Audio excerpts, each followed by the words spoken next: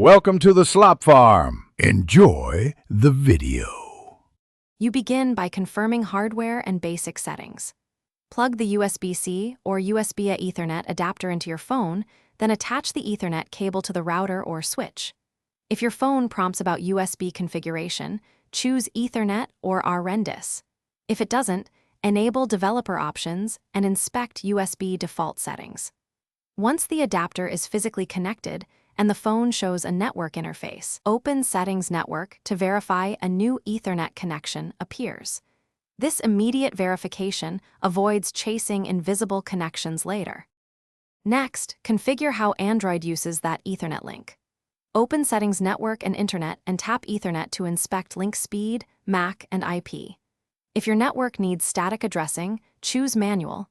Enter IP, gateway, prefix length, and DNS. Otherwise, leave DHCP enabled for automatic configuration. Once you have an IP, test connectivity by loading a web page or pinging a server. If you plan to share this connection from the phone to other devices, enable tethering options and confirm route priorities so traffic flows through the Ethernet interface. To complete setup, verify internet access by visiting a site and running a speed test to ensure expected throughput.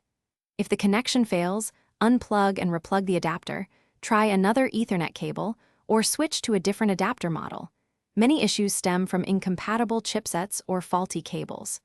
Make sure USB mode is set to Ethernet/RRendis in developer options and toggle airplane mode to force a new link.